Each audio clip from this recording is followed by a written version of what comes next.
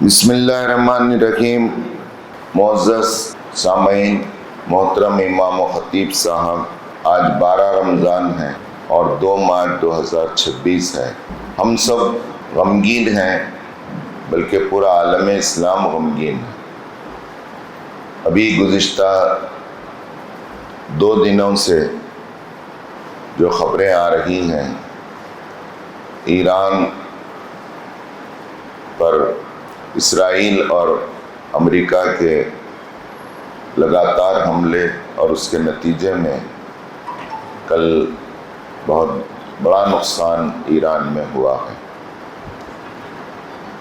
یہ نقصان پورے عالم اسلام کو ہلا دیا ہے، اور وہاں کی بڑی لیڈرشپ، خامنہئی صاحب صدر اور ان کے اعلیٰ عہدیداران شہید کر دیے گئے۔ ان کی بیٹی، ان کی بہو اور ان کی نواسی اور پوتری بھی ساتھ تھی۔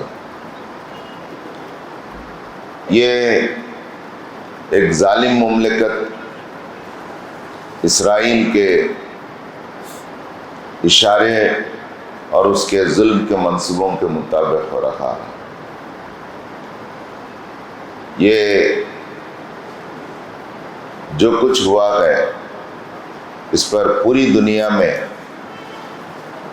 احتجاج لوگ نوٹ کرا رکھے ہیں، اور کئی مملکتیں سیاسی سطح پر بھی اس کی شدید مذمت کرتے ہیں۔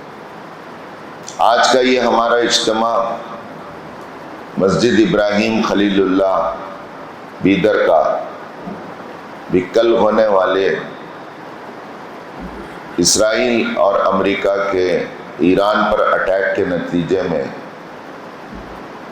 ایران کے صدر خامنہئی صاحب اور ان کی پوری ٹیم کی شہادت کی ہم مذمت کرتے ہیں، اور ان بڑی طاقتوں سے ہم کہتے ہیں کہ وہ ایسی غیر قانونی ظالمانہ حرکتوں سے فوری باز آ جائیں، اور آئندہ اس طرح کا کوئی وہ اقدام نہ کریں، اور عالمی عدالتوں میں ان کے مقدموں کو لے جائیں، اور پھر انہیں مجرم کے کٹڑے میں کھڑا کر کے ان کے خلاف مقدمے چلائے جائیں۔ ہمارا ملک بھارت بھی جو اسٹینڈ رکھتا ہے، جو تعلقات فلسطین کے تعلق سے ہیں، اس میں ایک اور قدم آگے بڑھ کر پورے عالمی فورم میں کھل کر فلسطین کے کاز کی تائید کرے، اور اسرائیل کے ساتھ اپنا سپورٹ وڈرا کر لے۔ یہ ہمارا مطالبہ ہے۔ کلام پاک کہتا ہے، ابھی پہلی رکعت میں امام صاحب نے پڑھا سورہ بقرہ کی آیات، وَلَا تَقُولُوا لِمَنْ يُقْتَلُ فِي سَبِيلِ اللَّهِ أَمْوَاتٌ بَلْ أَحْيَاءٌ وَلَٰكِن لَّا تَشْعُرُونَ۔ جو اللہ کی راہ میں مارے گئے، تم انہیں مردہ نہ کہو، وہ تو زندہ ہیں، تمہیں اس کا شعور نہیں۔ جنگ احد کے بعد، اور جنگ احد میں آپ کو یاد ہوگا جو شوال 3 ہجری میں ہوئی تھی، 70 صحابہ کرام رضوان اللہ تعالی علیہم اجمعین شہید کر دیے گئے۔ مدینے سے جو قافلہ نکلا تھا، جنگ سے واپسی کے بعد 70 لوگوں کو انہوں نے مس کر لیا تھا۔ اب مدینے کو یہ لشکر پہنچنے والا ہے، تو وہاں ماتم ہے، اور وہاں پر یہ آیات نازل ہوتی ہیں کہ وَلَا تَقُولُوا لِمَنْ يُقْتَلُ فِي سَبِيلِ اللَّهِ أَمْوَاتٌ بَلْ أَحْيَاءٌ وَلَٰكِن لَّا تَشْعُرُونَ۔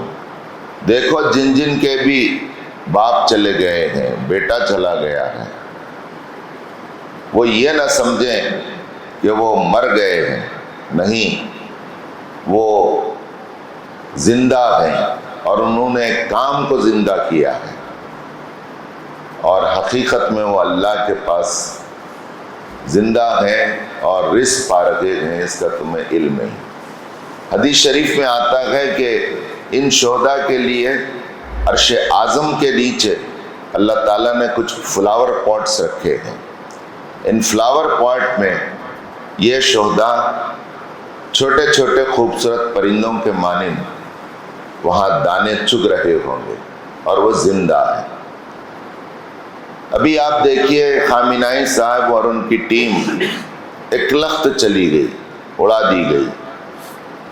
پوری دنیا کہہ رہی ہے، عورتیں کہہ رہے ہیں، اور یہ حقیقت کا اظہار کر رہے ہیں کہ ایک خامنہئی صاحب اور ان کی ایک ٹیم گئی. ایسے ہزاروں خامنہئی صاحب اور ایسے لاکھوں کی ٹیم ہمارے پاس تیار ہے. اور ابھی ان کی پشتی بھی نہیں ہوئی ان کی موت کی. اسی کے ساتھ دوسرا صدر کون رہے گا اور ان کے پورے اعلیٰ عہدیداران جو مس کر لیے گئے ہیں وہ کون رہیں گے، وہ پوری صف تیار ہے. یہ خاص بات ہے کہ مارنے والے یہ سمجھ کر مار رہے ہیں کہ ہم نے انہیں مار دیا اور اس کے بعد ختم، اس ملک کا کوئی دیکھنے والا نہیں ہوگا، اور یہ بالکل بیک فٹ پر آ جائیں گے. لیکن دنیا نے ہمیشہ دیکھا ہے، خود اسرائیل کو ہمیشہ یہ دکھایا گیا ہے کہ گزشتہ 78 ایئرس میں اسرائیل کا بھی اعلان 1948 میں ہوا.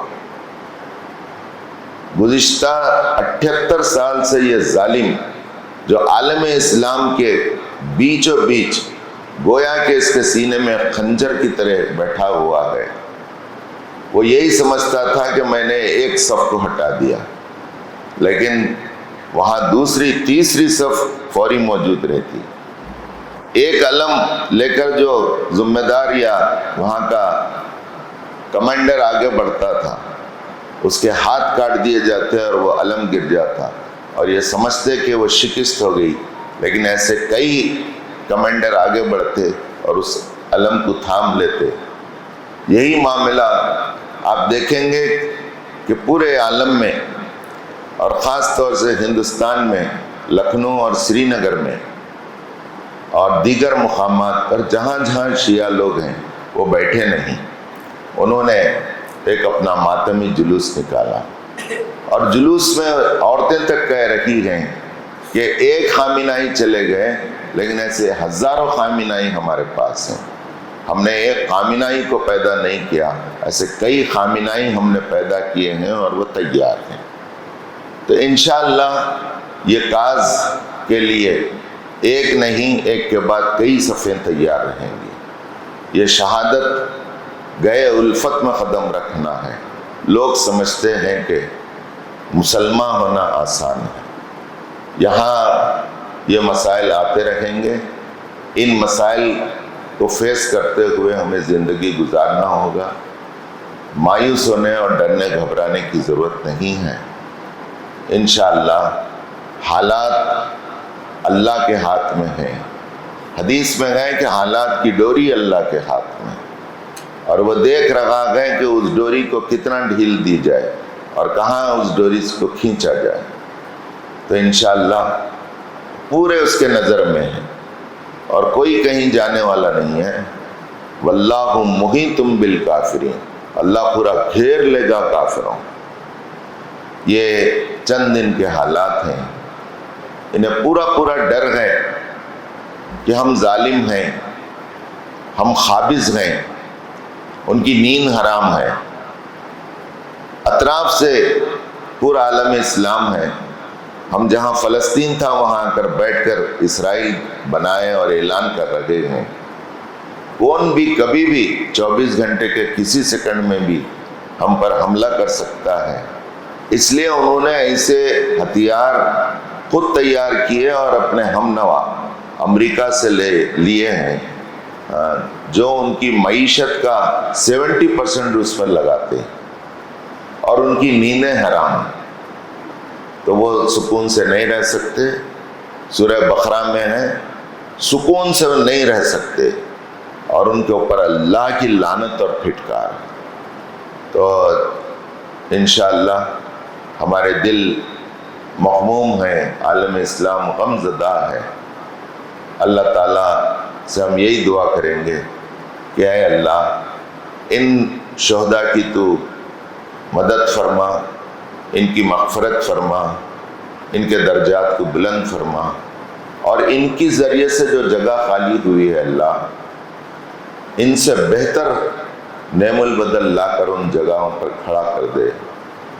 اور اے اللہ تو تمام عالم اسلام کی حفاظت فرما۔ اے اللہ تو کچھ ایسا انتظام کر دے کہ ظالم پھر سے بیک فٹ پر آ جائے اور وہاں سے ہٹ جائے، اور جن حقداروں کا وہ علاقہ ہے ان کے حوالے ہو جائے۔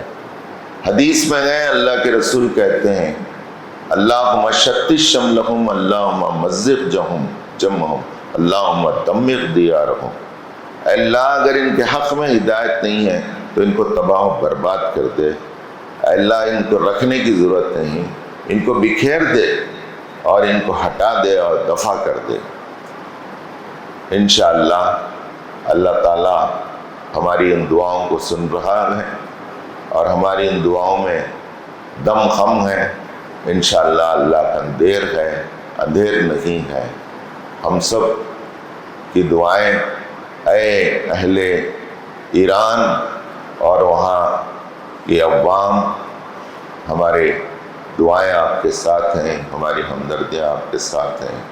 اے فلسطین کے مظلوم بھائیوں، ہم آپ کے ساتھ سالیڈیرٹی کا اظہار کرتے ہیں، ہماری ہمدردی، ہماری یگانگت آپ کے ساتھ ہے۔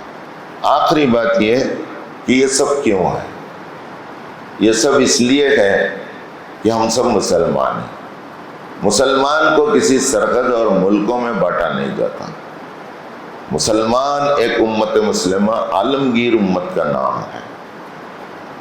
حدیث شریف میں آتا ہے المسلم کالجسم، مسلمان ایسا ہے جیسے ایک جسم کے مانند ہے۔ اشتکا راسہ اشتکا کلہ، اگر ایک جسم کے سر کو درد دیتا ہے تو وہ سر کا درد ہر عضو محسوس کرتا ہے۔ اشتکا یداہ اشتکا کلہ، اگر جسم کے ہاتھ کو درد دیتا ہے تو یہ ہاتھ کا درد پورا جسم محسوس کرتا ہے۔